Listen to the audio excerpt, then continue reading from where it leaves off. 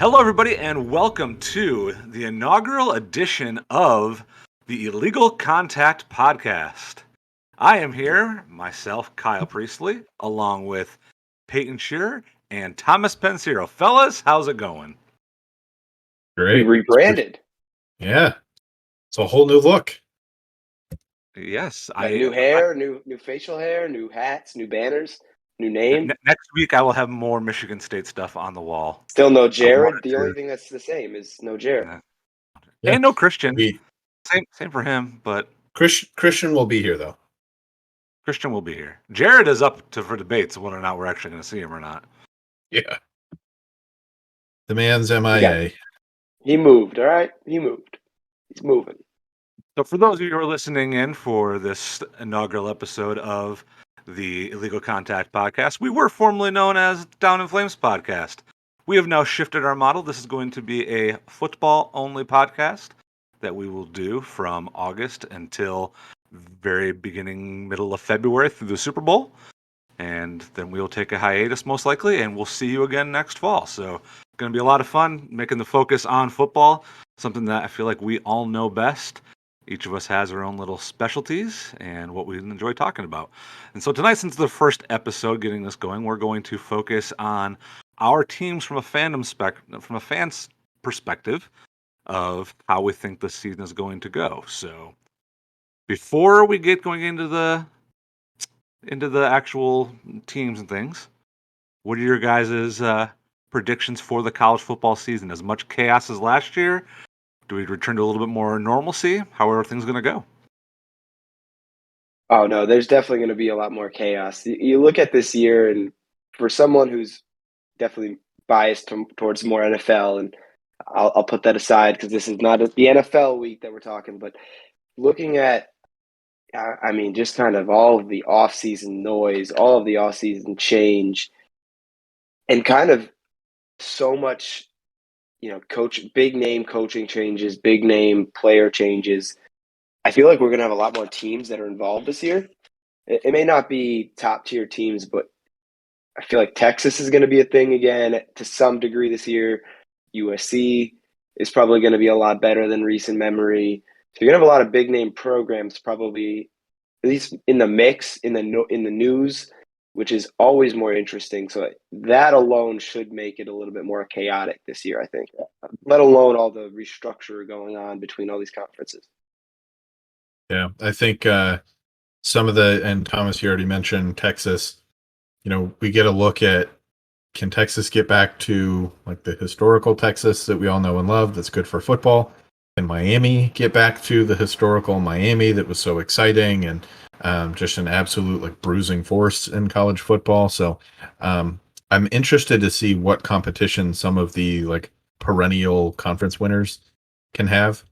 The one that I feel like is probably in, or the two conferences that are probably in the least, I guess, conflicted spot or something that people will be competing, probably Big Ten and SEC. Really tough when you look at Ohio State and Alabama to see teams that are like really going to make it tough on them. I think people can. But when you look at the ACC, and Clemson was not great last year, and we've got other teams like Miami who were kind of making a lot of progress going up. Van Dyke is, I think a really good quarterback that's sticking with them. So, and then the Pac-12, I don't know. You got these changes with USC, but then you also have the Big Ten expansion. So 2 teams, potentially 3 teams leaving. So I think with the conference changes, we're going to kind of see some, I don't want to say like bad blood, but I think some teams are going to treat it like they're taking it personally. Pac-12 teams probably trying to show UCLA and USC something a little bit more. Trying to show that, you guys want to leave, go for it, but we're going to beat up on you before you go. I'm interested to see how high the drama, ends up actually getting, how high tensions go, I should say. However, by the Regents report that some of us briefly discussed, it came out as well too.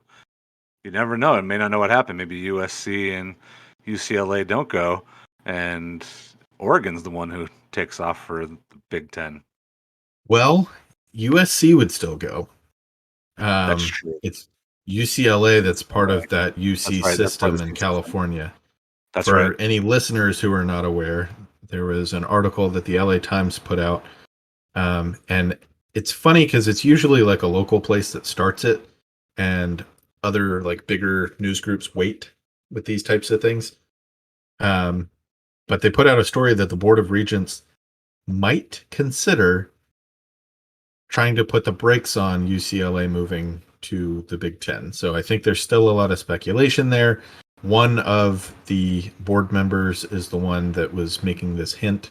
Obviously, can't speak for everybody, but I think giving the general sentiment of being upset that the school leadership made this decision without consulting with the board rubbed them the wrong way, and they see that it could harm some of the other UC schools, which obviously I understand protecting their interest, but I don't know if UCLA ends up not going. I think that's going to damage them quite a bit from an athletics standpoint. Oh, absolutely. I mean, especially recruits. Like if you see, the school that you were potentially interested in got, spanked by daddy and put in your place and reprimanded, and now you got to stay at home.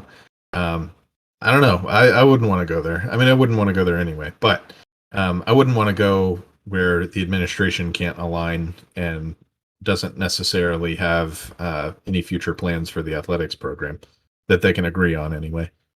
Yeah, I don't know how long Chip Kelly would want to stay around through that if he's not, if they back out and with no more competition there. He'd be a name I Yeah, think he's that's. been pretty lackluster too. So I think if Mhm. he got another opportunity somewhere, he'd happily take it. Yep, exactly.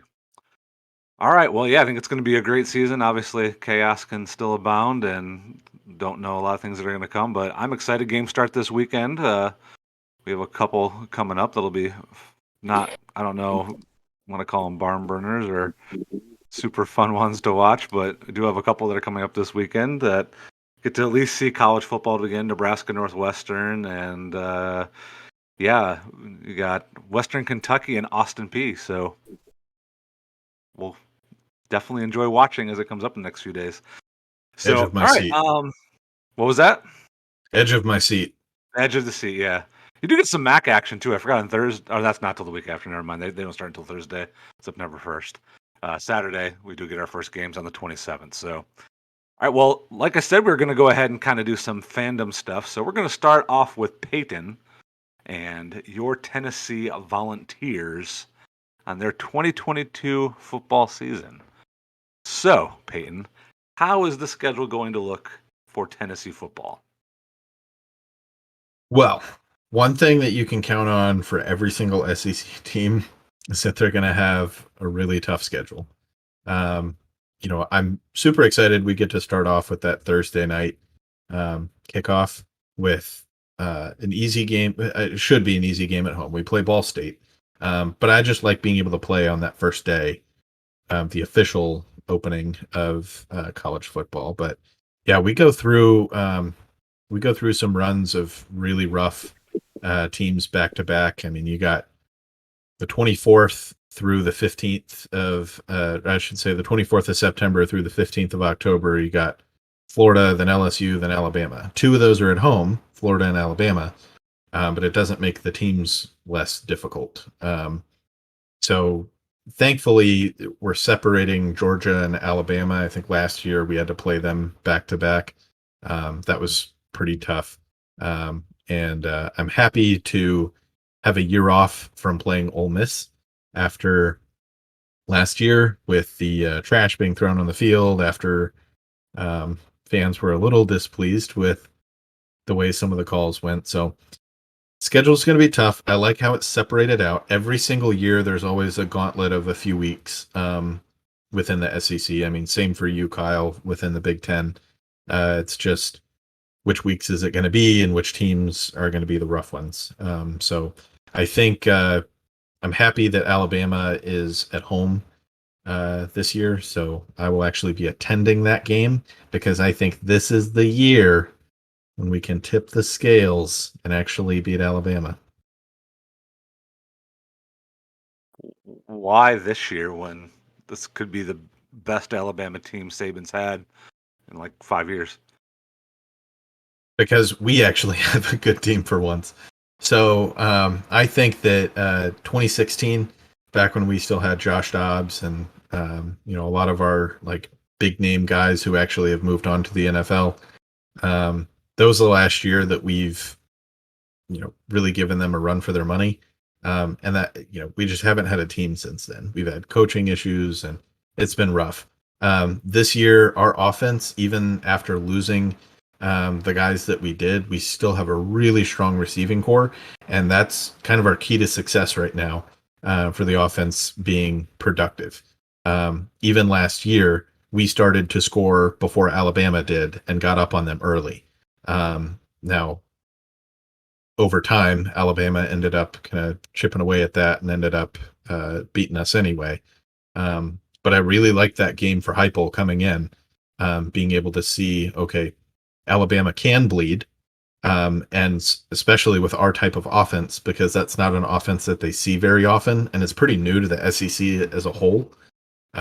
So I think that with a lot of our offense still intact and Hendon Hooker at QB still, assuming that he's healthy, I think this is a year we could surprise him. Okay. Well, Yeah, so go ahead, Thomas. So I was going to say, so looking at year over year, right? So obviously looking at some improvements there, bringing a lot of that offense back and some continuity. 7 wins last year, only getting that, I believe the one win against a ranked opponent was the Kentucky game. Overall, improvement-wise, where do you see this team? Do you see similar record, but maybe more quality wins? Do you see maybe adding on a couple of wins there? Like you said, challenging like in Alabama, trying to do things like that. So where do you see from year to year improvement here on kind of record and maybe some of those ranked games, trying to get a couple more of those and maybe even yourselves getting kind of into those rankings? Yeah, so if we go game by game, Ball State, I would call it a win. Pitt, I would call it a win. Akron, win. Florida, I also think they're kind of on the struggle bus right now with their quarterback situation. I would call that a win. LSU, I don't know what we're going to get, so I would almost say that's a loss. We'll say Alabama, regardless of what I just said, we'll just say if there's a likelihood of a loss there, that would also be one. Then you got Tennessee Martin, Kentucky. I would say those are wins. Georgia, let's say we lose that game. Then you got Mizzou, South Carolina, and Vanderbilt. So I would see us being able to pull in 9 wins this year, adding on a couple, having some more quality wins, whether that's a Florida, a Georgia. I think that Pitt is also overrated, ranked at 17 after they just lost the 2 guys that made their offense run. So I have no idea how they got that ranking, but whatever, that's fine. I'd be happy to take the ranked win. Big Ten team. Yeah, exactly. So yeah, I think we'll improve by a couple of wins. I would love to see us be able to compete for an SEC championship spot. I don't think this year is the year for that. I think this is the year where we can really like make some of the top guys nervous. So I guess the only thing I didn't even realize is the only thing with Pitt is it looks like Slovis is probably going to slide into that quarterback position and kind of bring some stability after Pickett. And I mean, everybody probably remembers him slinging around at USC for a little bit. So at least they're not going to a young guy, and that's probably not a walkover. Maybe that has to do with some of the reasoning they're 17. But again, if they're ranked at that time, it's still the second week, and you do beat them. Unfortunately, it's at Pitt, but still adding those ranked wins, if you can get improve on one ranked win from last year to 2, you get Kentucky again this year and Pitt this year. Getting to that 9 win, that's a good resume builder for the coach in second year. This is his second year, so if you can get 9 wins again, and 2 of those being against ranked opponents, would you count that as a successful year? Most likely. Absolutely. I think when you look at when Pruitt came in and it was not great, and then it just kept getting worse. Any type of marginal increase in wins is a win for Heupel. Now, I will say, if he gets 9 wins, he's probably going to be annoyed, and is thinking we could have got 10. We could have gotten that one more. Because we had some close games last year. I mean, I just mentioned the Ole Miss game. That one was definitely a heartbreaker coming in. So I think that there's a difference within the coaching staff too. Of we can have a high-powered offense, but the defense cannot just be a revolving door for whoever comes through here. So we've got, I think it's 3 of our starting defensive players are transfers in. So they really targeted being able to bring in guys with experience to join in. Of course, we've still got a handful of people like McAuliffe who bring some leadership that have been around there for a little while, who even without Alante Taylor anymore, we've still got some leadership in the secondary. In our secondary, that was one of the more frustrating things, that when we played poorly last year, it was because the secondary didn't tackle. And I think having that leadership still there allows the coaching staff to be able to harp on that, make the adjustments, and make the improvements on defense as well. So defense is my biggest question mark for this year. I'm not at all concerned about our offense. I'm just excited to see them back out there. Jabari Small, Jalen Wright in the backfield as well. They're both quick, smaller backs, which fits in really well with our high-powered, quick passing offense. So the defense is the big question mark for me. So, with looking at your schedule then and where things could end, what the first question I have on the schedule would be, what team gives you the most worry for a potential trap game that you should win, but you could see being a problem going down the schedule? Most worry for a trap game. I think when we get towards the end, of course, everybody's jockeying for position of what type of bowl game might you get into. I think South Carolina is one of those unknowns of how are they going to actually end up being this year. You've got quite a few transfers coming in, most notably at QB, with Spencer Rattler. I have no idea what their team is going to look like. They're typically a pretty stout defensive team. Even when they have a horrible record, their defense has some good playmakers there. It's the offense that usually ends up letting them down. So, I mean, if they have somebody coming in from an Oklahoma program who is used to quick offense, putting up points, I'm curious to see if they build the system around him, if they change the system in some other way, if they just want to keep it the same and kind of like, grind and use time. I don't know. But they're the biggest question mark, and I think the biggest trap game that I would say. Now, ones that would certainly hurt would be like Florida, Georgia, Alabama, LSU, but I wouldn't necessarily call those a trap game if we lost. Yeah, trap, I think by definition, is a game that you're going into thinking you should have a very solid chance of winning, or the general public would think that you should have a good chance of winning, should be the better team, but knowing that they could easily still slip up. So absolutely. Yeah. And then what do you have to see for a win-loss record for you to be considered a success, and what win-loss record is not acceptable? I think the same record, 7 wins, is unacceptable. My expectation is 9 wins. So if I get 8 wins, I'm not going to know what to think. It'll honestly probably come down to which games did we win and which games did we lose at that point. But if we walk away with 9 wins, I'd be happy. I think that does a lot for us on the recruiting trail. Heupel and his staff have already proven that they are, doing a great job pulling transfers in, as well as we have to talk about that. We have to talk about the recruiting thing a little bit as far as sanctions, things like that. I know we've talked about this in the past, but how much does that affect moving forward as well in potential scholarship losses, things like that. Yeah, I mean, I think it comes down to what the actual penalty is. I mean, the fact that Tennessee was so proactive at being helpful with the investigation and essentially cleaning house, I think looks great in the NCAA's eyes. I mean, the NCAA already came out and said Tennessee should be, and I'm paraphrasing, but essentially the shining example of how a school should operate in these types of situations. That we were kind of the poster child for how it should go.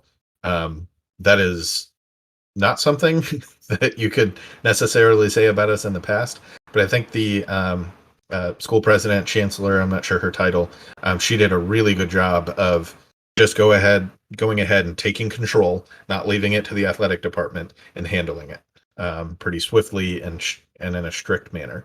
So I think we'll probably lose some scholarships. I don't think it's going to be a big enough issue to where I would be concerned. I think probably some of our scholarship athletes where that would end up actually affecting us are going to be in more minimal positions. We still have a good line of walk-ons that come in too that they don't necessarily end up ever finding the success post college, but they grew up in Tennessee and they want to play at Tennessee. So thankfully, we're the dominant school in the state. So we've got a lot of guys that they're fine if they're not necessarily on a scholarship yet, if they can suit up and wear orange, because they're not getting looks at some of the other schools that they, would choose over us. But they're happy to play for in-state Tennessee. So I think it'll certainly sting. I mean, obviously you want as many scholarships as you can, but I don't think it'll hurt us in a way that would be upsetting or that would really like hamper our success in season. Sure. All right. Any final questions, Thomas? Well, what's going to happen if you're at that game and they win against Alabama? Yeah, what are you guys going to do for me if I get this right? Because I truly believe this is a year we can do it. If you do that, and actually that's the loss that could knock Alabama out of the national championship game, or whatever you want to call it, tournament, or I don't know. What do they call it now? College football playoffs? CFP. Playoffs. Okay, yes, the playoffs. If that's the game, man, then I think we've got a lot. We're in debt to you. We will be in debt to you if you can knock out Alabama from the playoffs. I will be very happy. The tough thing is it's earlier in the season, so they still have some time. And of course, we've seen It's mid-season, right? Yeah, mid-season. Yeah, we've seen a one-loss Alabama do fine getting in. We've seen 2-loss Alabama get in before, haven't we? Mm-hmm. Yeah. But if that is the loss, that's not the loss that they're looking at. They're not expecting probably. They probably have got a couple of tougher games on their schedule, but if that is the loss that they did not account for, and that's the one to knock them out, you got some dinner coming your way or something. Is Tennessee 5-0 going into that game? Tennessee's 5-0. You might have some beer money. They're probably ranked because they beat 17th Pitt at that point in time. LSU could easily be ranked by that time. Like so they'd be ranked. Yeah. So it would be. It's not like it would be a bad loss for Alabama at that point if it happened. But what happens if they lose? I think it still brings them down. If you beat number 1 Alabama at home, it's going to be a pretty darn huge moment. A moment that I would say rushing the field would be okay. You know how I feel about rushing the field. It needs to be savored for that one would be okay. Not to go on a tangent again, but rushing the field needs to be saved for moments that are huge in your school's sports history. This would count towards that if you were to beat Alabama after the long drought that you've had for so long. As much as we have been spanked by Alabama, we could be ranked number 1 and they could be unranked. If we beat them, I would still say rush the field, take it up, take it in while you can, please, because this doesn't ever happen. They have to be a top 5 team to rush the field. Kyle, I can't wait for all the field rushings this year where we can tell you this one's actually good, and you can sit there like an old man and say no, Yeah, they we're weren't gonna have top a Kyle five. tracker. We're gonna have a Kyle tracker I don't of think all it the used to weekly. bother me as much until when Liberty built the new edition and like the first 3 games, everybody after each win, they wanted like just stop. Like we beat That's ODU Liberty. 26-10. I'm like, come on. That's Liberty, though.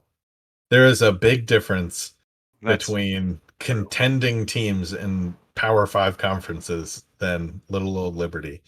But no, Did, I like you've won go ahead. before. That's all I ask. no, go ahead. Wrap up on Tennessee because I had something to add on Alabama, which is since we were talking about them, but that can be after and finish up kind of the SEC talk and then we go over to kind of Michigan State. But did you have anything else on Tennessee to wrap Yeah, it no, up? I was just gonna say, I have been more skeptical going into other seasons. This year, I feel less skeptical and more just hopeful and excited. And I think a lot of that was seeing how Heupel completely changed our entire team and how we operate in his first year. And it really like, wow, this is different from any type of football we've ever had before. And it was exciting. So I think he's really like igniting the passion back in people and being able to show that, hey, we can be, we can be effective on offense because we really haven't had that since Dobbs back in 2015, 2016. Before that, Eric Ainge, when you get to, who was it? LSU, I think that we played in the SEC championship that year.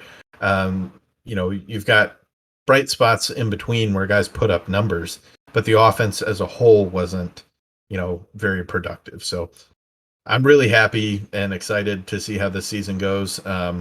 If we go into that game 5-0 against Alabama and then we win, I'm going to put money on Tennessee to win the SEC. Hey, you might want to do it before the game if that's the case. We'll see. So while we're on the topic here, I just happened to pull up because I was going to talk a little bit about MSU recruiting in my thing and how things are going great. In the last hour, we lost Demetrius Bell, 2023 Well, four-star before you get into MSU, out of Tennessee, and one of okay. the schools he's still considering then is he must have a big McDonald's bag ready for him or something, Peyton. It must be. You know what? We immediately got criticism when we got Nico Ayamaleava out of he's out in California. Yeah. Because we don't get 5 stars. And then all of a sudden we get this 5-star quarterback. And of course you got the Lane Kiffin murmurings of, oh, well, he's getting a $3 million salary and blah, blah, blah, all this other stuff. I'm like, whoa. Just because Tennessee does it, suddenly someone's like, oh, well, the NIL is being misused. I'm like, no, this is happening for everybody right now who's trying to bring in these recruits. We just happen to do it before anyone else for that particular class with this particular quarterback. So, yeah, we will forever be at odds with Lane Kiffin. And I just hate that man so much right now. These coaches are so grumpy. They're so grumpy when they don't get their way. It's really ridiculous because this is not no these teams are all doing the same thing, but if it doesn't go their way, they get so grumpy. Speaking of grumpy, Nick Saban gets his extension today, and 70-year-old Nick Saban gets an 8-year extension. 8-year extension at 70 years old. So we have to watch him for another 8 years until 2030 most likely. But to go back a little bit there, just to finish up SEC, you talked about that game, obviously, with Tennessee and Alabama. You look at Alabama's schedule; it's really not awful. It's not a murderer's row schedule this year for them. Um, they do have Texas away, which is week 2, depending on whatever kind of version Texas we get. We know their offense is going to be very high powered. And it's something weird, obviously an issue we've all had probably with Nick Saban in the past is he never, right, has those away non-conference games. I think this is literally the 3rd non-conference away game in the last 15 years that they've had. And I'm glad it's Texas. I'm glad it's actually a real school. There's only been 2 other games. I saw that and I I didn't get to fact check it because it sounds ridiculous that they've only had 2 non-conference road games in the last 15 years, but this would be the third. So it's something, but the rest of the schedule really isn't that daunting, depending on how all these teams play out. But we'll see. I will say, I think Alabama's gauntlet is rough, where they play Arkansas, then they have Texas A&M at home. There's that and stretch. Then, Yeah, there's a stretch in the midway. Yeah. yeah, and then we might be part of the gauntlet. It might just be those 2 games. I don't know. We'll see. But of course they end the year with Austin P, and then Auburn, who's probably going to be pretty bad this year as their last game. Those last 2 games are going to be cakewalks at the end of the year. Mm-hmm. So yeah. Yep, I'm circling that Texas A&M Alabama game. I think the Arkansas one's going to be great. Their program, it's annoying that they're in the SEC and that we have to play them because I really like their program. Honestly, like all of their sports right now are just exploding with success. So happy for them. Hopefully they can give Alabama a run for their money. But the Texas A&M one, I mean, you got the whole Jimbo and Nick storyline going on.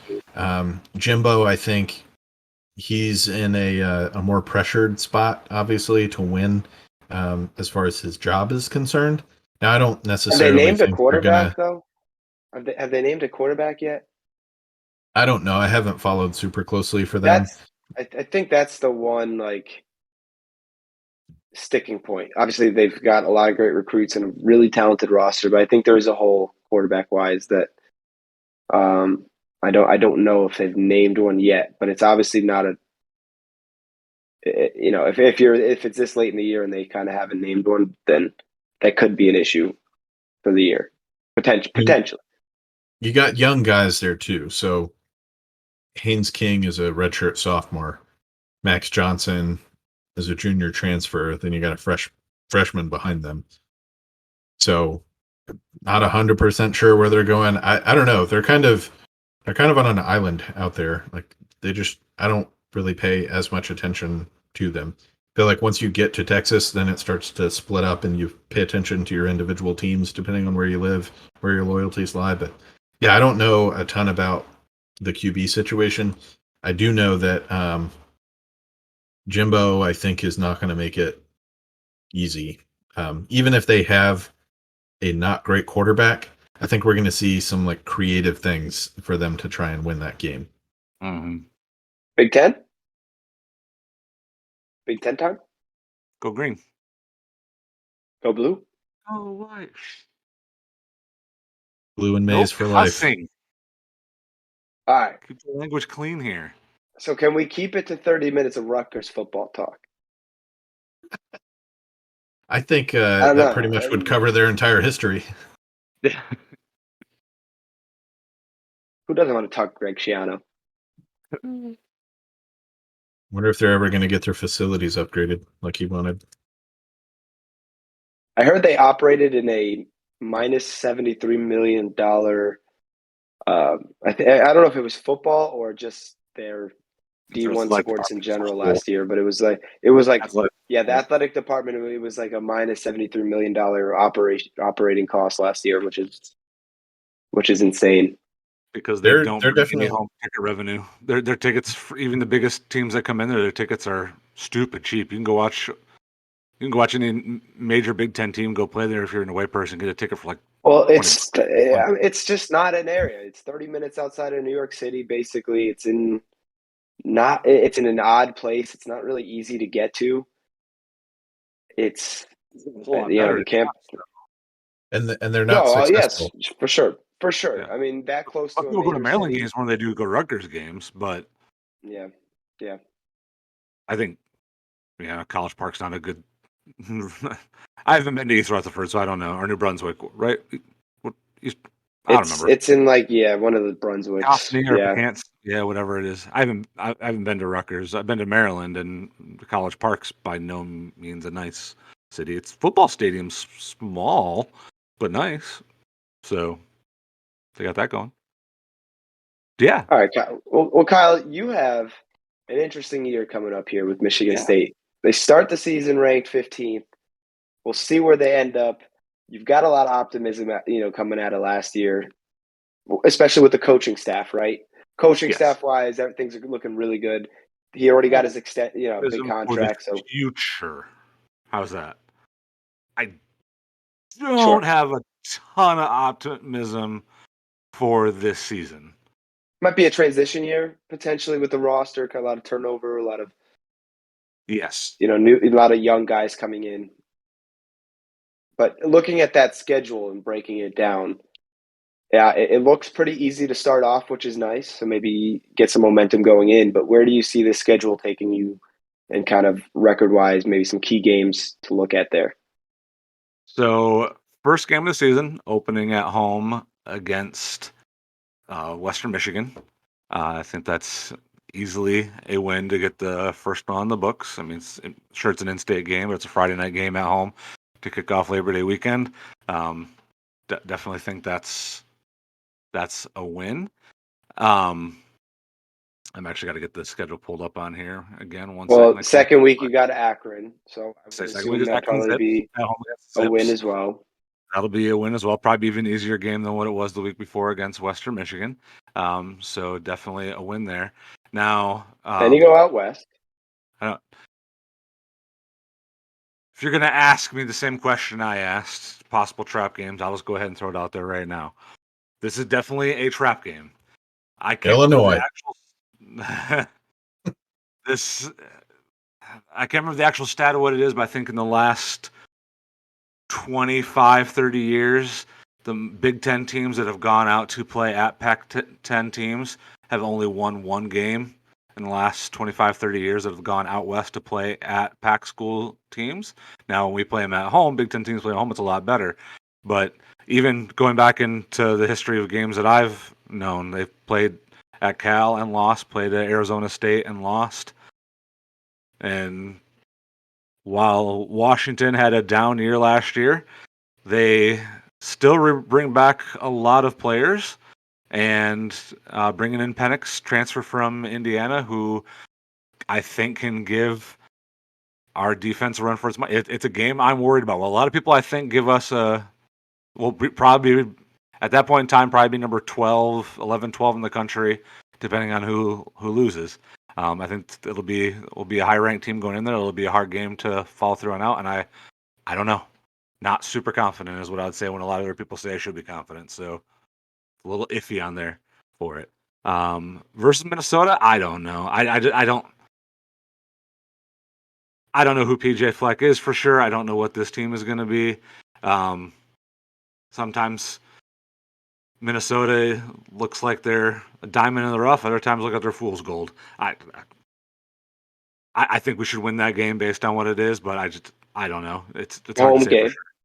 So I'll give them the win there. Playing at Maryland again. This is where it worries me a little bit. Maryland usually does very well their first 5-6 games of the season. They usually have some pretty big wins. I don't like playing at Maryland that early in the season. I'll be there on October 1st. Looking forward to going. As of right now, I say yeah, that's a win. So put us at 4.5 wins there at that point in time before we start hitting this gauntlet coming through here. Because then it's at home against Ohio State, and I have no expectations whatsoever to beat Ohio State. This Ohio State team is going to be even better than they were last year, even with losing some offensive weapons. That defense is only going to be better, and they still are reloaded with more offensive talent to be able to keep moving forward. So, not much of a chance. Number 14, Wisconsin at home. So, this is again where I give it a little bit of a toss-up. I wonder about Paul Chryst a lot of times. Is Paul Chryst still going to be able to be what he was? I mean, it's funny you look at the offensive line for Wisconsin. They didn't look great last year. While they have the size and they look like traditional Wisconsin offensive linemen, they just have not been good. I think a lot of it depends on how that offensive line does. They have like a 240-pound running back who's a beast. I don't know. I'd give myself a 50-50 chance. So put it then as another half win possibly right there. At Michigan, We're going to win that game. That's all there is to it. He said, I thought you said no bias going into this schedule breakdown. Thought we were putting away all fandom here. So here's the thing as well, too. Just like on the other ones, I don't know what this Michigan team is going to be. They lose almost their entire defense. They lost both their offensive coordinator and their defensive coordinator. They have not made up their mind on this quarterback battle. It looks like they're going into year 2 of running this Mickey Mouse system between both J.J. McCarthy and Cade McNamara. In which, while we're on the topic, so because I have to hear it all the time, and this is what I don't get. If I'm putting myself into Michigan fan shoes, why would you not want to just give the reins to Cade McNamara? He won you the Big Ten last year, and the only game you lost, other than the Georgia game, was to Michigan State. Who lost that game for Michigan? J.J. McCarthy fumbled the ball twice. One time fumbled the ball in a key down situation on Michigan State 40-yard line for them to set up to have the go-ahead touchdown. J.J. McCarthy lost that game, so I don't care how much upside he has. Cade McNamara won you the Big Ten last year. He is a game manager. You've shown that you're going to be a team that runs the football. You want to pound the rock. Well, then leave it in the hands of a game manager. I don't care how flashy JJ may be. Keep the ball in Cade's hands.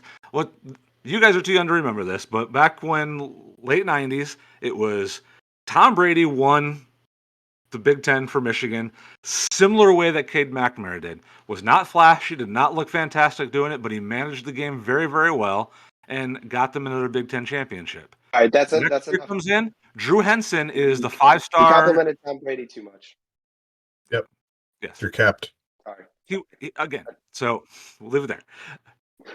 Drew Henson comes in, and everybody wants Drew Henson to start, and eventually Drew Henson gets the starting job over Tom Brady. Tom Brady leaves as he early should to go to the NFL, like as he should have.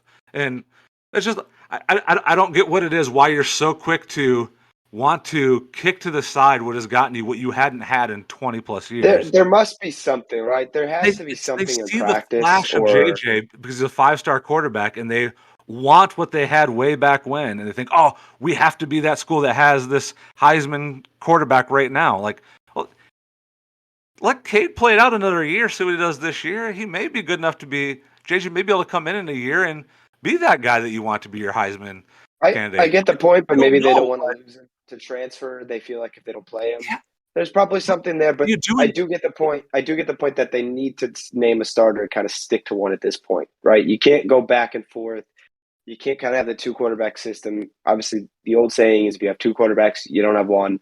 So you really do need to choose one, but there has to be something there in practice or internal fear of losing him if we don't play him enough in a way, which again isn't the right decision. But yeah. I think that's a terrible mindset to go in, is that we're not going to play the best quarterback to win us the games because we're afraid of losing the next guy down. That's not a winning mentality to have when you want to be able to make it to the next level going up. So I don't know. I think they're probably going to run the same Mickey Mouse, and good, because I think it sets it up to lose more games. And probably if they run it against us, it makes me feel better about beating them. So I hope that they do. But I think it drives me nuts to hear people defend it and not be objective because you just want what's flashy. And I digress. I think we win that game because it's Tuck coming, year 3 in a row. I'm giving us the win on that one. So not being biased, that's. I have a question on the JJ thing, though. Okay. So as you were talking, I was like, was this guy like a legacy? Like, did his dad go there? And so that's kind of where there's all this hype around it. I don't see anything about that on here, but I do see a lot of discussions and articles on JJ McCarthy and his father comment on his recruitment to Michigan. JJ McCarthy and his father talk about going and talking to this particular person who mentored Tom Brady and this other quarterback and blah, blah, blah. So I'm like, I wonder if that plays anything into it. The fact that there's a nosy parent who is pushing and pushing and pushing, and during the recruitment process made a point to call out playing time for his son. And I don't know. Sure. Makes me wonder, because usually parents are not the ones who are interviewing on their children's recruitment. Mm-hmm. So not that it never happens, but I wonder if the squeaky wheel of his father plays anything to do with why there's so much push for him versus Cade. I think definitely that's a big part of it. That's what I've heard in the Detroit Sports Talk Radio. They've talked about that, and that it's not just worried about JJ. JJ's my family is going to want him to transfer out someplace else. And I find it funny though, because Michigan has had several, and I know we're getting stuck here on Michigan, but Michigan has had a decent amount of quarterbacks transfer out over the last several years. I mean, obviously being a Tennessee fan, like Joe Milton transferred out. Joe Milton did an interview recently, and he was just talking about how, he's fine with his role. He understands he's the backup, and he's happy like doing that. And I'm like, what makes you not happy doing that at Michigan? So there's something there when quarterbacks communication. Maybe there's something, when players don't know their defined role, and they don't like that, right? They want to know their defined role. They want to be able to have routine. They want to be able to know where they stand. Communication is always either the downfall or the upcoming of a lot of coaches. So maybe that is it. Maybe there's just a lack of communication there, and a lot of players don't like that, and that's one reason they look for better communication elsewhere. A lot of it comes down that what was Jim Harbaugh hailed as out of Stanford, and then QB whisperer. He was the QB whisperer because he had Andrew Luck and then Colin Kaepernick, and look at this. He's the greatest coach we've seen in our generation. It's like fix Alex Smith as well. Yep. You just could have happened to have one of the best college football recruits that just happened to land on your table, who just was a great player, and then you got lucky with, I think, Colin for a year and a half. I mean, because Kaepernick wasn't doing anything for him the year that he went 8-8, and then he left San Francisco to come to Michigan. So obviously that fell apart in there. I think a lot of that buildup came in, and I think a lot of that pressure that he was on Jim has played into the pressure he puts on the QB room to want to see that come out. And I don't think, as much as we don't hear him talk about it, they don't say those kind of things. I think you're right. I think there's probably some pressure that gets put in there that a lot of the guys don't want to be on. And I wonder how much he's changed now since these new players have come in, and why now he's going the opposite way of playing both and not wanting to ruffle feathers and be hard-nosed and push for something because he doesn't want to lose what some see as the next best thing to go through. I don't know. Let's move on. Forget them. At Illinois, win. At home against Rutgers, win. At home against Indiana, win. At Penn State,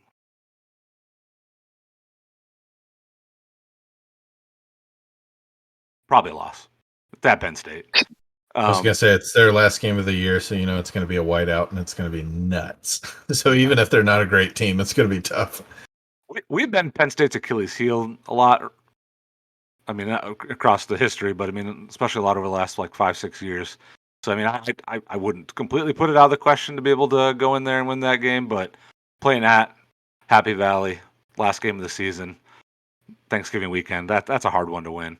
So yeah, I wouldn't say that. So I mean, on the schedule wise, yes, last season was fantastic, having the 10-win seasons, and I have great expectations for the future. Tucker's doing a fantastic job with recruiting.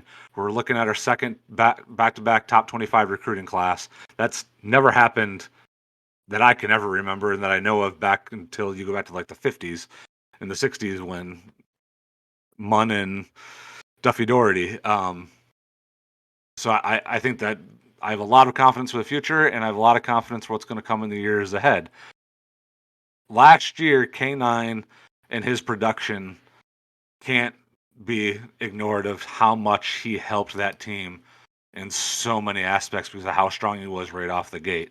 And we definitely have some great options for running backs this year. I mean, our running back room, you look at the depth chart for running back, you got Jalen Berger, redshirt sophomore out of transfer from Wisconsin, he was great his freshman year when he played, and then had a little bit of a down year, but 4-star recruit. Jarek Richard out of transfer, 4-star running back recruit out of transfer from Colorado, also showed a lot of flashes. Harold Joyner, he's a redshirt senior for us. He also has a lot of upside. He was a transfer a few years ago. And Jordan Simmons looked pretty good a few different times. I mean, that running back room has a lot of different things to be able to come in. I just don't know that any of them are going to have the impact that K9 had right off the gate, and how much K9's ability to run helped Thorne be able to have so much more offensive production. Especially knowing now that that offensive line is what worries me the most. Last year it was that secondary. I think the defense is actually going to be a lot better this year. Have Amar Speed transfer in from Georgia, former, I think, 5-star recruit. Jacob Wyndham going to be a linebacker transfer in, and then Chris Bogle transfer. I think that defense is going to be a whole lot more solid. Maybe not a top 50 defense, but definitely not bottom of the barrel any longer. So now that shifts over, I think our defense is to step it up. I worry that our offense is going to step down just because I don't know that we're going to have a running back that can come close to filling the shoes that K9 had, and then the ability for Peyton Thorne still be able to pass like he was able to last year. He still has Jalen Reed, still has a lot of room, weapons in that receiver core. Jaden Reed's going to be there. Keon Coleman was a freshman last year, so Moses Flash. He's going to be great, I think. Monte Foster, Trey Mosley, and then depending what the freshmen do, you got Jeremy Bernard out of Oregon, who came with Caitlin Hosier as a freshman, and then Antonio Gates Jr. coming in. So see how those freshmen come in. I think there could be still some great weapons there. I just don't know that offensive line. I don't know who the starting left tackle is going to be. We're a week and a half away from the first game. It's going to be a couple of years for that offensive line to get built back up to where I really feeling confident to go in to be looking forward to another 10-win season. So I know looking at your players and everything, you've kind of got like a shoulder shrug, like maybe we'll do okay this year. What do you want to see the same from the coaching staff, and what do you want to see different from the coaching staff from last year to this year? Obviously, Mel has been fantastic in building the team, but in the execution standpoint, like what are you happy with, and then what do you want to see change? Okay. Offensively, I want them to do what they did last year. This offense is different from what it was in any of the time that D'Antonio was there. They were not willing to go after the big plays and count on the big plays to be able to bail them out and to get them in things. It wasn't just every single time we're going to run the ball. You could with K9, but you took plenty of other shots to be able to make things happen. You passed first on first down. That was not a Mark D'Antonio mindset, and I think that's the way the college football is going. You got to be able to pass, and so I want to see that kind of offense. And Jay Johnson keep that mindset up where they're going for that. On defense, I want to see Scotty Hazelton I want them to blitz more and keep pressure on the quarterback in more situations instead of dropping 5 back into coverage each time while you're still getting burned. While I think they definitely have a lot better options coming in, especially with like Amar Speed at cornerback, I mean Xavier Henderson is at safety again as well too. I just don't know how well they can still defend that deep ball pass, and I'd rather you be putting pressure on the quarterback to make him make a mistake than sending 5 back, giving it all plenty of time, and eventually find somebody open because your defensive backs can't cover well enough. So if you got the guys up front that looks like we have to be able to get pressure on a quarterback, put the pressure on the quarterback and win that way. So what's a successful season this year? Obviously, 10 wins last year? Slightly down on them this year, but it still looks like when you went through the schedule, still potential there to get the 9 or 10 wins. Are you looking for that, 8 win and up to be successful year, or is there kind of a different barometer on what you're looking for? If they finish with 10 wins, I'm elated and I'm screaming, Natty's coming in the next 3 years. If they get 10 wins. If Tuck can get 10 wins with this schedule, with this group of players, then I have no doubts in his ability to be able to get there in 2-3 years. What do I need to be happy? I think 8 wins, I'm happy. 8-4, I'm happy. 7-5, I'm okay. 6-6, I'm frustrated. It's a real close. There's not a lot of room there across the board. 6-6, I'm not happy. 7-5, middle of the ground. 8-4, I'm Yeah. happy. I think if you had one win all season long, you'd be happy as long as you beat Michigan. No, I'd be happy that one day, but I wouldn't be happy because then I'm still going to hear Be a like, long "Oh, year. the Boys going to beat us." That's all I'm going to hear. So no, that's not It'll be a that's not enough. long year. Not enough. I was gonna say, are we ready for some UConn football? Some UConn football. I mean, we don't need to go into a deep dive. Well, before we do UConn football, maybe a little bit of Liberty, things like that. Kyle, anything else you wanted to wrap up on Michigan State before we move to the big dogs of UConn? I'm excited, even though it's a lot of unknowns. I'm ready for football again. I'm ready for going to get to see him for the first time since 2018 in Maryland, and there is a chance that I may get to go see them play on Halloween weekend I may go to Ann Arbor and take my risks of getting my licks. Oh yeah, you're gonna I'll, put I'll be in Michigan that week, so it's a potential I may. If we're undefeated going into that game, I'll be there, hands down. I won't miss it. which are you gonna wear the Michigan jersey on top of the Michigan State jersey, or the Michigan State jersey on top of the Michigan jersey? Because I know you love both. So Here's the flock, buddy. No, I'm excited for you guys too. I really like Mel Tucker. I think he's a 1 in a million coach. Especially after having such a, and I know it wasn't great at the end, but having D'Antonio and the success that you had with him, to be able to pretty quickly move into another person who's like a long-term fit. Great situation. Antonio credit. I mean, I don't think Tuck's where he is without D'Antonio laying the base that he built. Not why Tuck had to come in and rebuild a roster and rebuild a situation. D'Antonio built a foundation that was easier to be able to build up to this point on. That had D'Antonio not been there and done what he's done, I don't think would be possible. I think you'd be looking at a much longer point to be able to get to a level where you're possibly a perennial top 10, 15 team. So, yeah. Yep. Go Sparty. Go green. Go white. That's what you're supposed to say. Go green. We'll do it next time. I think so. Sorry, I got to stick with orange right now. Got no allegiance. It's college football. You guys really want to talk UConn football? I'll give you. All right. I'll talk Liberty football because we don't got Christian here to do that. For Jared's sake, let's go over Clemson's schedule. Let's do that just for Jared. Well, let me do like 2 minutes of UConn because he brought it up. Just in obviously Northeast. We talked about the debacle of Rutgers, and there really isn't much here in the Northeast in college football, right? So we've had our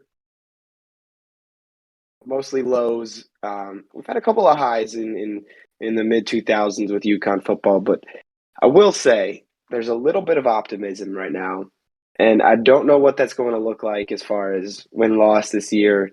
I'm probably going to go to a game. Obviously, Liberty in November comes to UConn, and that is 100%. I'll be at that game, so that'll be fun. But new coach Jim Moore Jr. Everybody knows who Jim Moore is. We actually have a real coach, which is very surprising to me. The guy coached in the NFL. He's got a winning record in college when he was back at UCLA. He won a couple of bowl games. He got them ranked. And this isn't that long ago, right? This was maybe 8 years ago. This was the late, the early 2010 era. So he's been a very solid coach in the recent future or recent past. And the rumblings I'm getting are the culture's 100% different already. He's getting recruits in. He's getting, Connecticut's best players to stay in state, which has always been an issue. Not that there's been high talent in UConn. But I was just looking, you're going over, that Michigan State Michigan game. I'm looking at Michigan's roster. They have 7 guys that are from the state of Connecticut that are on Michigan's roster. I'm like, this is ridiculous. This should never happen. So obviously Jim Start Moore is a keeping real him there. coach. Don't let him go to that terrible school any longer. Yeah, exactly. We need to keep him in state. So obviously Randy Etzel's gone, and his second tenure was so much worse than the first, and probably should have never happened. But it seems like the culture change is happening. They're getting a lot of good recruits. I don't know how much that's going to change this year in wins, but you actually have a legit. The offense was awful last year. They had like 11 passing touchdowns total. But they do get a 4-star recruit in Taquan Robinson, who came from Penn State, and obviously we don't need him to be at Penn State level. You don't need him to be, a Power 5 quarterback. You're in independent football now. So you just really need to be decent and kind of semi live up to your 4-star recruit pedigree. And if he can do that and kind of be a dual threat quarterback and pull a couple of games out of his butt in his rear end, then maybe they're worth watching it to some degree. So that's really all on I think on UConn football. You obviously don't need to go through. We don't need to subject anybody going through a schedule or kind of some roster breakdown. But at least it seems like some positives and some culture change with a coach that everybody's kind of familiar with, which is nice. I'm looking right now. $7 tickets for that Liberty game. I gotta scoop those up before it goes to the double digits. How long of a drive is it for me to get to UConn from here? Oh, from for you to UConn? Yeah. For you to UConn, probably like 9 hours, 9.5. How long? I'm not driving 9 hours. Yeah, no, UConn. Considering I can drive 10 no. hours to see Michigan Thinking State. how comfortable you could be at home on the couch with food, like nothing better. Yeah, no. For me, it's worth it. It's a 30-minute drive. I'll be there. $7. Why not?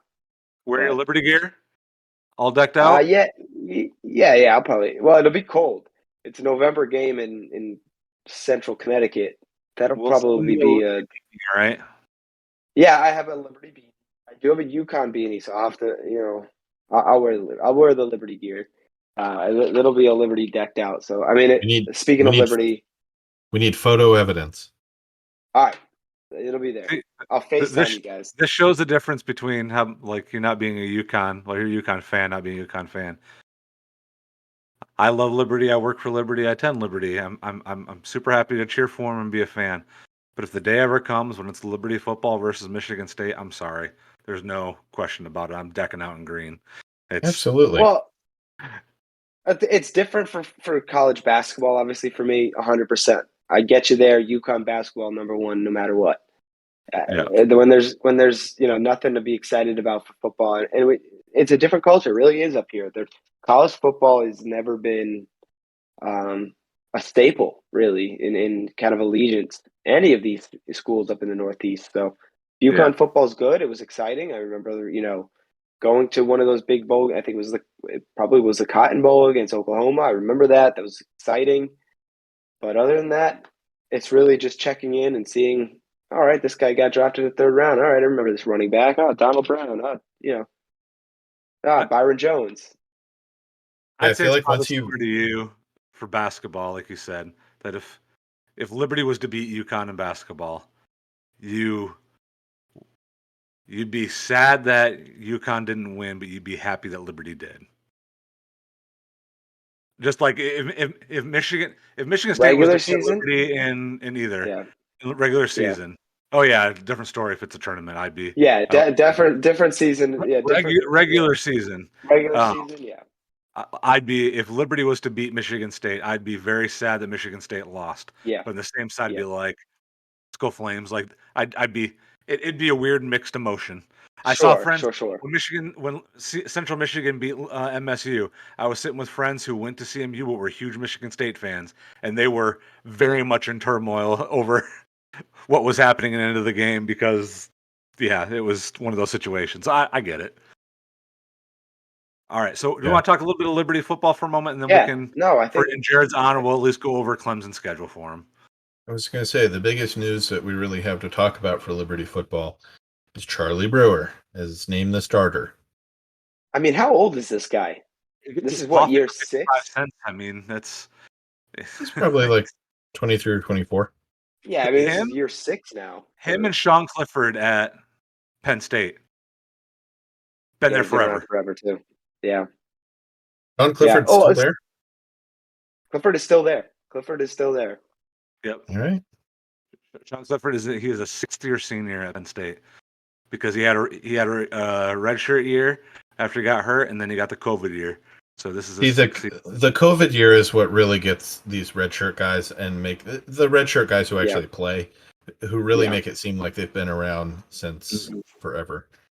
But so no, is it crazy to think that even though we all think Malik Willis is an amazing talent, better quarterback than Charlie Brewer, that the offense could potentially be better this year? I think it could be more balanced potentially this year. be. Yeah, that's the thing, right? They probably They have a relied a lot little bit too coming back. much. That line has most of itself coming back this year.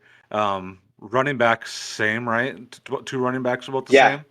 the running back situation is going to be really strong. TJ Green last year, he's back, and then Lewis is back, I believe, as well. So that's going to be, and they got a Hawaii transfer, Day Hunter. So Day Hunter apparently is making some noise that could probably bring in some juice on the running back. So the running back situation is very strong. O-line, like you said, they're returning a lot of the same players, but they also have got a lot of help into the transfer portal. They got a Kentucky transfer, Boston College transfer, so they got a couple of transfers from big name schools coming in that should help. And that was probably the weakness last year, right, with the offensive line, at least offensively. Yeah, and I think the biggest difference that we'll see is the running.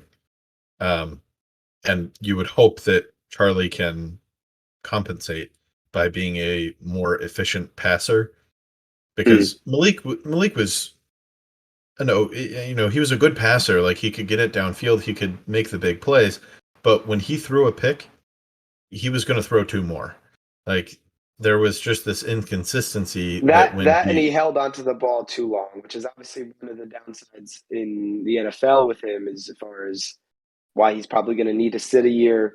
And it's all coachable, but he held onto the ball looking for those big plays a little bit too much. So there'll probably be a lot more balance. You have a very, like we said, a veteran quarterback now who's probably going to be a little bit more efficient. Use that short passing game, get the ball in the your playmakers' hands, because they do have a strong 1-2 punch in the wide receiver group as well, with Demario Douglas and CJ Daniels. So both of those guys were pretty good last year.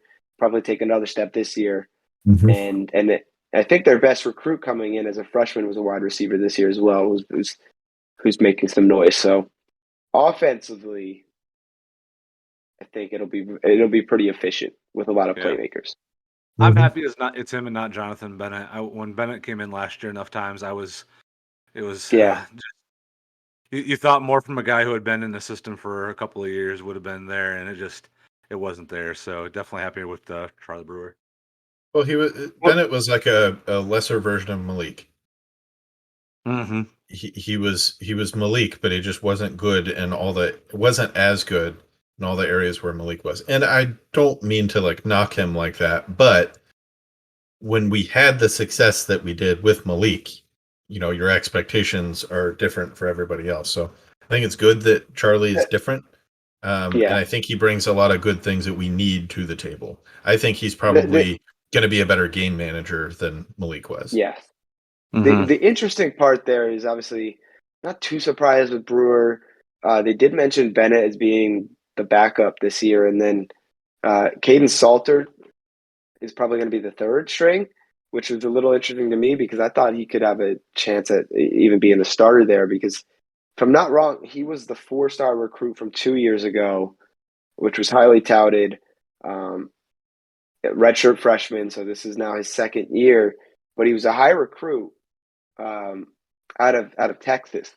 And for him to not even get that second job now in his second year is kind of alarming. I thought they thought as him as probably the future. So that's maybe they wanted more experience there, but he's a reclamation project because he was a Tennessee commit. and then we cut him Yes. before the season even started That was off the because field, right? Off the field issues, or yeah, yeah. he was busted with weed, and so I wonder if character plays into the fact that he is third string because he can't get it together.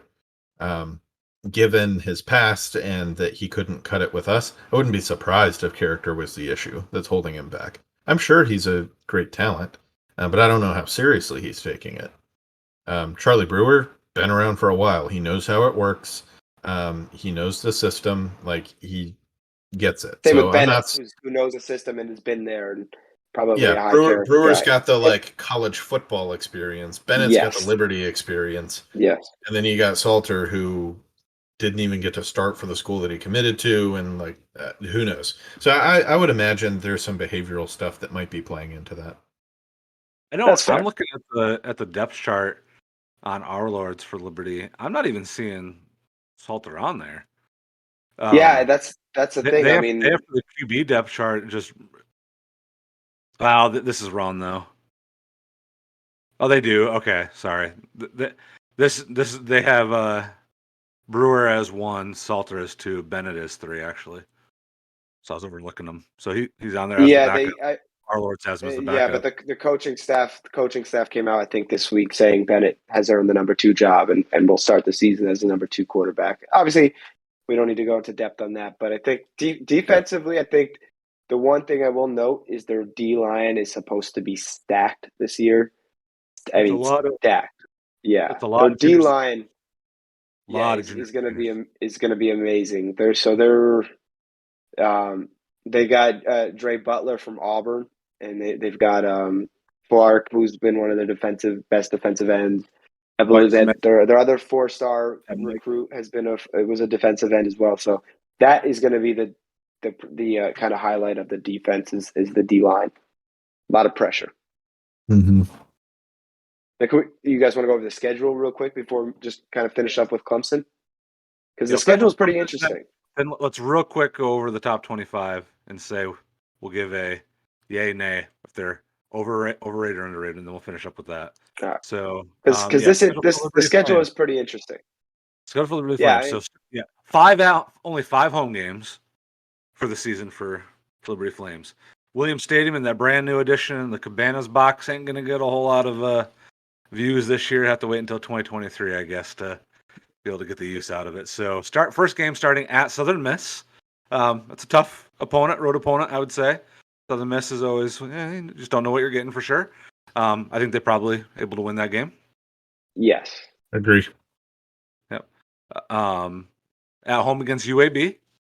That's a toss-up. UAB's been good lately. UAB's been UAB's good. been actually a pretty solid team.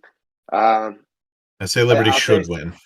should win since it's at home, and they've always been a very solid home team. If it was on the road, different story. But I mean, UAB even beat BYU last year, I believe. So and they put up a really good contest against another ranked team. So they were good last year. So, but I'll say that was. Let me pull a Jared Jeffers here. Did you guys know that the first Michigan State football game I went to was against UAB? J.U. Kulkrick scored 5 touchdowns that day. And then later that day, Appalachian State beat Michigan. It's a good day So for me. that was before Wow. UAB disappeared for a little while. UAB disappeared for a little while, yep. Now they got a brand new stadium. Yeah, what a time. Yep. At number 22, Wake Forest.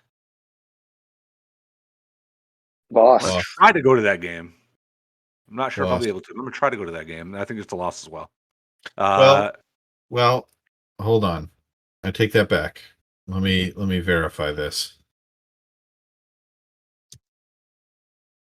Talking about some of Wake's suspensions potentially. So no, not Sam Hartman, their quarterback. Wake Forest quarterback. He's out this year. That's right. He did get. Out Yeah, that is right. indefinitely due to a non-football related medical condition. So Liberty could be the trap game for Wake Forest. That's a good point. That is something to look at. Yeah. Okay. Let's see that potentially. Akron Zips. Win. Trap game for us. I say loss. At home against Akron. That's a Yeah. trap as well too. MAC teams are usually trappy Mhm. kind of games. So Old Dominion. I think this is more of the trap game. I think Akron should be a pretty easy win. I think the Old Dominion game is more of a. I know it's an away game, but I think that's probably more of a trap game. See that one? I think we win. I think we win too against the Monarchs. Yep. UMass Minutemen, right? At UMass. Yeah, Minutemen. That's a win. Come on. Win. Yeah. I'm not sure what Garberwood's mascot is. Bulldogs. Yes, Bulldogs, and that should be Win. a smashing. We should win that game handily. At home, first big at-home game, bringing in number 25, Brigham Young University. I like it. Let's go. I think they've got some momentum. What was that? Baptist versus Mormons.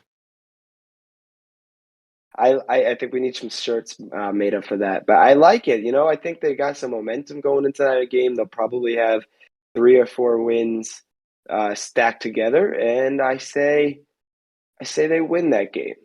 I think we beat BYU. I say they get one ranked win this year, and if it's not Wake Forest, I think it's BYU.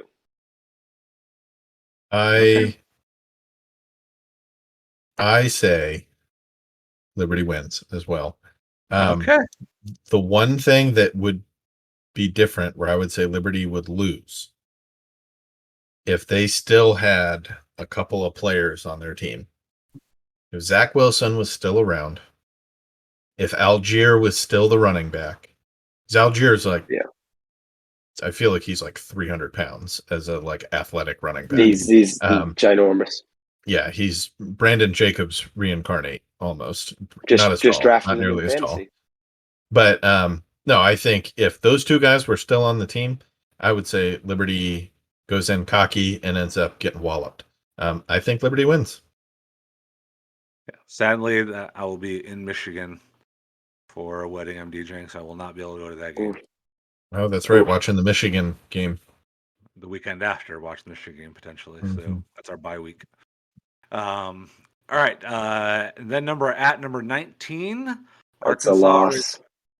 Yes, I agree. Losing, you're not going to win at Arkansas. Arkansas is. I say we put up a couple of touchdowns, but they put up like a couple dozen touchdowns.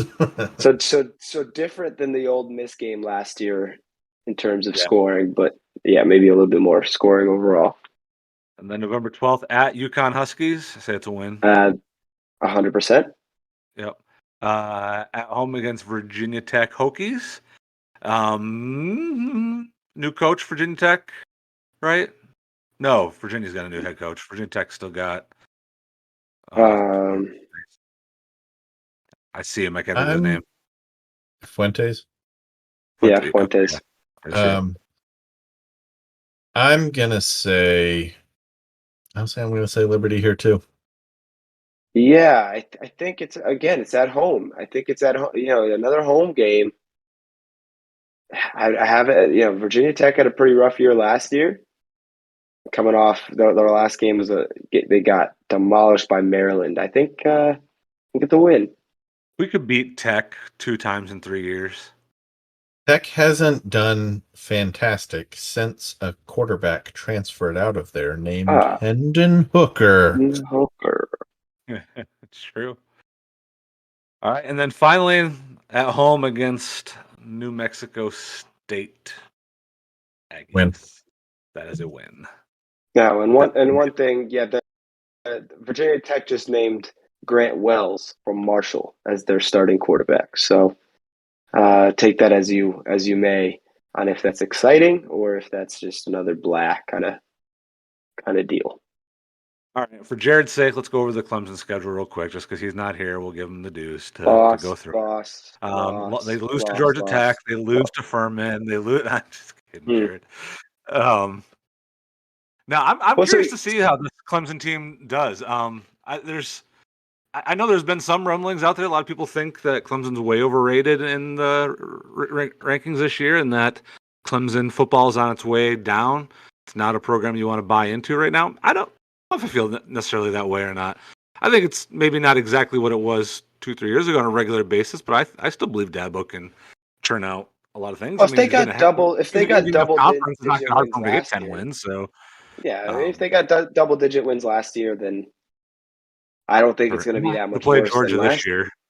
They're still hauling 4 and 5 star guys, which means to a degree, yes, you can buy wins when you're getting talent that can come in like that. But for me, a couple of things.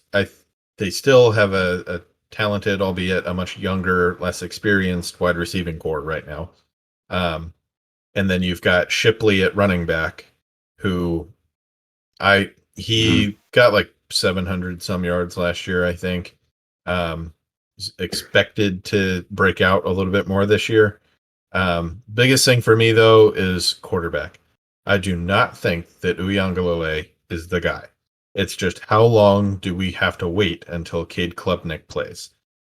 Jared, I believe, and I don't mean to speak for him, but he's not here, so I'm going to do it anyway. I think he thinks Uiagalelei still has potential, and Cade might not see the field this year except for garbage duty. I just don't think I think Uiagalelei is too slow of a player to be a quarterback. I think he almost needs to be a tight end. He doesn't. There's no urgency at all, and I understand there is a place for patience in games.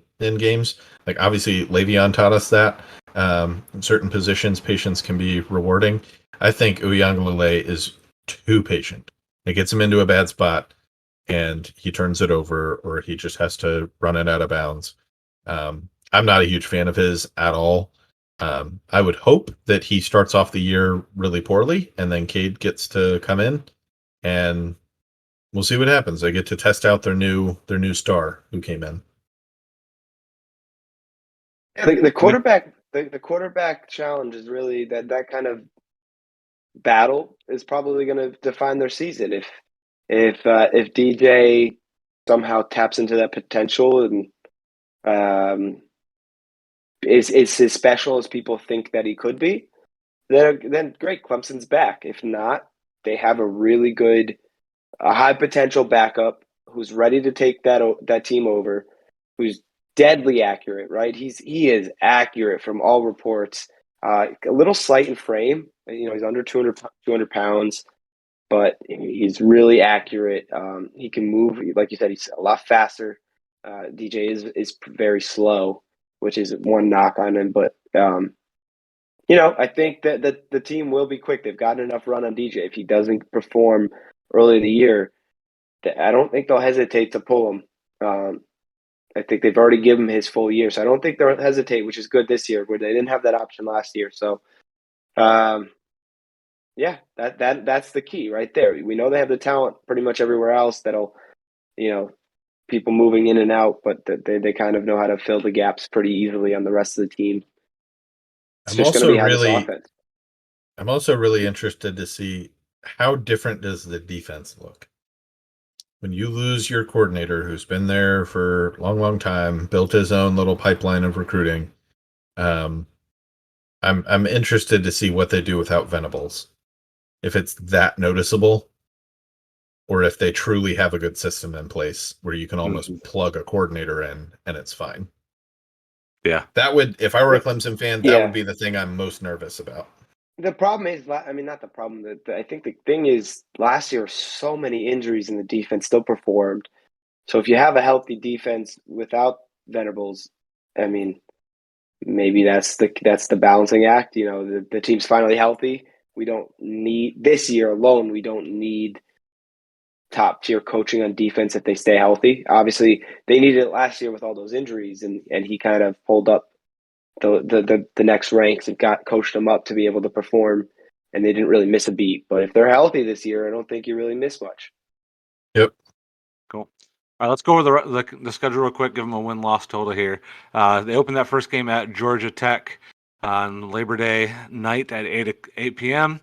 Definitely Clemson wins that game, in my opinion. Yeah, we can save some time and say the first 3 games are all wins.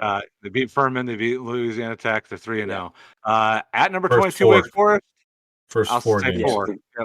Yeah, they're not how about that losing game that against North Carolina State? They're at home against North Carolina State. I'd It's say the 5 first real wins. test. NC State wins. Jared is he would kill me, and he hates that I say this. Anytime they are matched up, I will pick NC State.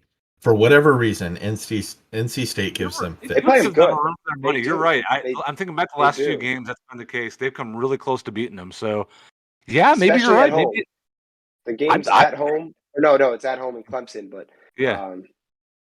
No offense, yeah, Jared, I but I'd mean- love to see the Wolfpack be able to get that win. That'd be cool. the best college So- football game I ever went to was at NC State. Clemson, number 4, Thursday night game came into the stadium. It was who was the quarterback for Clemson before Deshaun? It was I'm blanking on his name. Oh my gosh. Can't think of it. Anyway, let's move on. Anyway, it was a Thursday night game. It was a really close game, and they almost upset number 4 Clemson. That was the best college football game ever. Kelly Bryant. Kelly Bryant. That's Before right. that. Before that, sorry. So 5-1 there. Boston College 6-1. Florida State 7-1. Syracuse 8-1. Notre Dame 8-2. Loss. And beat Notre Dame, especially not at Notre Dame. So 8-2. Home against Louisville 8-3. Win. Home against Miami. Wait, no, not. Wait. 9-2. 9-2. Sorry, 9-2. 9-2. Who is Louisville's quarterback again? I don't remember. That's why I don't have any. Louisville's quarterback this year. I'm pretty sure Malik Cunningham. Is it? Yeah, Malik Cunningham. I'm pretty sure he's one of these quarterbacks on the watch list this year. He could. I mean, he ran for 1,000 yards last year. He had 20 touchdowns on the ground last year. So he had 39 total touchdowns last year. So I mean, that doesn't come around too often. You know what? Louisville. I won't go that far. I won't go that far, but I'll go that far. although either. last year they only lost by 6. It was a close game. Last year was only a 6-point game. So I think crazy. they're 9-2 at this point. Peyton thinks they're 8-3. I'm at 9-2. I say 9-2. I think they lose the next week. I think they lose to Miami. And here's my prediction. I was not big on Miami until I looked over their schedule this week. Miami has a cakewalk schedule, and I think Miami wins the ACC this year and then is the sacrificial lamb to Alabama in the college football playoff. That's mine. Jeez. Or either to Alabama or Ohio State, one of those two. They're going to be a sacrificial. Is Van Dyke still the quarterback? Yeah. Yeah. Hey, Another Connecticut a lot better this year. native, by the way. Another Connecticut native, by the way. I also think that that Miami wins the ACC, but I'm sticking with it. I think that Clemson is a 4-loss team this year. 4-loss team. Beat South Carolina then to finish out the season in a non-important Worse than last year. I think they lose 3 in a row. I think they lose that Notre Dame, then Louisville, then Miami. And is this with DJ? Or they made the quarterback change at that point? I don't want to put decisions in. I don't want to assume decisions that Dabo has made. I would hope that it's with. What's your prediction? Those 3 losses, is that caused the quarterback change, or is that with the quarterback change, or? I think there's a QB change after their first loss. I think there's a QB change, and Cade Klubnik starts against Boston College. Being young, I think that is to his disadvantage later in the season when they're playing some of these more interesting teams. So DJ might get put back in. Who knows? But I think they end up running into a briar patch there. Well, we'll have to have Jared listen and let us know what he thinks of how we did. I'm sure he's going to give us all a lot of crap for telling that his team goes 9-3 or 8-4. So, but hey, we'll go from there. All right, let's go real quickly over here over the top 25. Let's do it this way. I figured out the quarterback name, by the way. Taj Boyd? Taj Boyd. Sorry, Taj Boyd. Yeah. Okay. All right, so let's do this for the AP. Jets. We'll do the AP top 25, and I'm going to read off the team. Do we say they finished where they're ranked, higher, or lower? And you can say way lower or way higher from where they finish out here. All right. So number one, Alabama. Can we also do the team that got them? Can we also do the team that got the most votes outside of the top 25? The top team? two. Okay. Sure. And number two, which is my honorary team, is Texas. Okay. Sure. Why not? You can say what team you think in the other receiving votes most likely is to finish in the top 25. We'll do that too. All right. Number one, Alabama. I think they finished number one. I think they finished number two, so I think lower. Yep. Yeah. Ohio State. Higher. They're number one. Fine with that too. To me, that is a coin flip. I'm Bama 1, Ohio State. I'm back and forth on that. Georgia 3. Lower. Yeah, I think lower. Yeah, not going to be the same Georgia team. You lost how many players the NFL draft on that defensive side? The whole defense. Really good team. But there's no. I'd venture to say that Georgia finishes maybe in the top 15, but not in the top 10. So I don't trust Stetson Bennett without having a defense around him to give him chances to be able to win. So lower. Clemson. Lower. Much lower.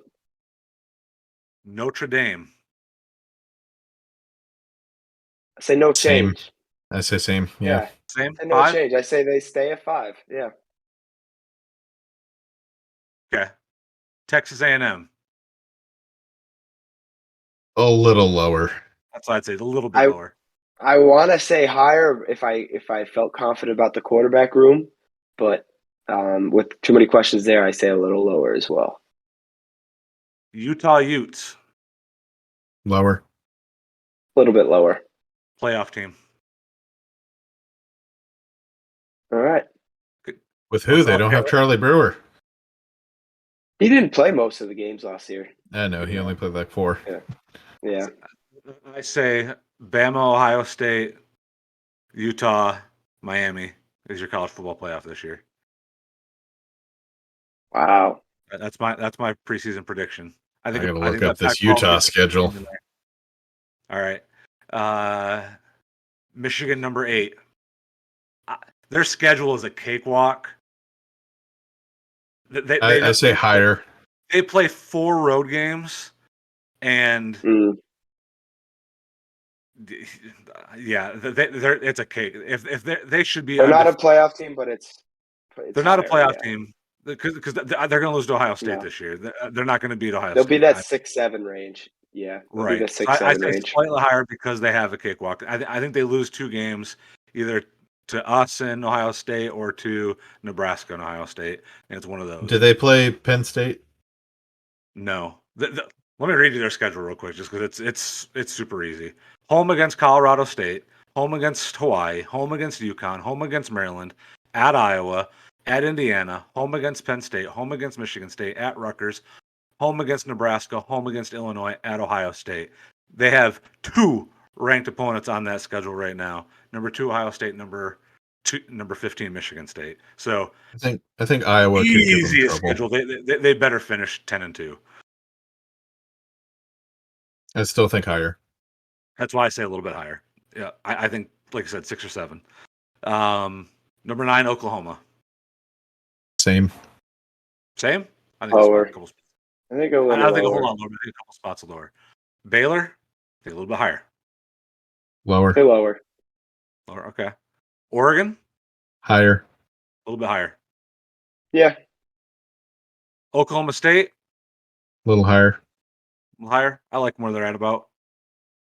I think a little lower. I think they're in like the mid-teen range. NC State, They're lower. Same. I'd say lower. Yep. On the cusp, I'd say lower. USC, probably about the same. Higher.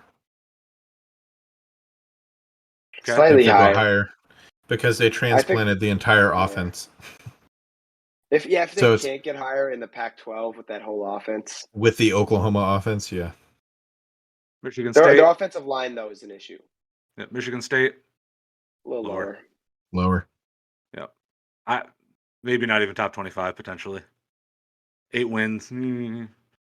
Miami, Much higher. much higher. Top 4. I say Pitt. just slightly higher. Pitt lower. Pitt. Take them Lower. off that top 25 entirely. Yeah, they'll be out. They'll be out of there. Yep. Wisconsin. Higher. A I'm little in on higher. Wisconsin. Yeah, I think I'm in on Wisconsin. Okay. He'll be top 15. Arkansas, Much higher. much higher as well. I say about the same. Kentucky, say a little bit Little higher. higher. Lower. Ole Miss, Really, Thomas? Lower. Old Miss lower. Yeah. say lower or the same. I'd say they finished top 25, but in that range. Wake Forest, and they drop off. Kick them out of Lower. there. Yeah. Yep. Yeah, Cincinnati, kick them off. I'm gonna say same. Same. Yeah, I think Yeah. they'll squeeze back in at the end of the year. They'll figure it out. I think they'll hover close to it. I don't know if they finish in the top 25. Houston, I think they'll hover around too. I think they stay around. Yeah. the top 25 team. Not a lot in there. Yeah. I think BYU finishes top 25. I think Yeah. they're out. Okay. The Tennessee I mean, if we've got Liberty, Volunteers. if we have Liberty beating them, I think they're out. Simple as that. Tennessee Volunteers. Top 20. Give it to them. I'll give them A at least little top higher. 25. Texas. Oh baby, please be higher. Oh please. Texas, who Please. received the #1 vote in the coaches poll. All I right. love All right. it. Ready? Much higher. Texas wins the Yeah, Big 12. please. I mean, this offense. If Texas wins the Big 12, they're a college football playoff team. But I don't think Especially- Especially because Quinn Ewers is yeah, you got Quinn Ewers, who is going to be really good for them. But then you've got Bijan Robinson, who has his Amazing. own Dijon mustard brand as an NIL deal. You can't tell me that if you were in a grocery store and you saw Bijan Robinson's Honey Dijon, that you are not going to buy that mustard. Come on. that offense is going to be probably a top 10 offense in college football this year. If Ewers is like even now like half of what he's supposed to be, that offense is going to be a top 10. The defense is always an issue. If their offensive line is like up to snuff, they will be. I think all the skill positions have all the talent in the world, but will 100%. the offensive line be ready? Who else in that other receiving votes finishes in the top 25? I say Penn State does. And maybe I think actually Penn State. Yeah. Iowa Penn State gets has a lot coming back wins too should from be in the last top. year, so it wouldn't surprise me for Iowa. Iowa probably will. Boise State will. Iowa have a new quarterback though, or no? I think South Carolina could. Nebraska will.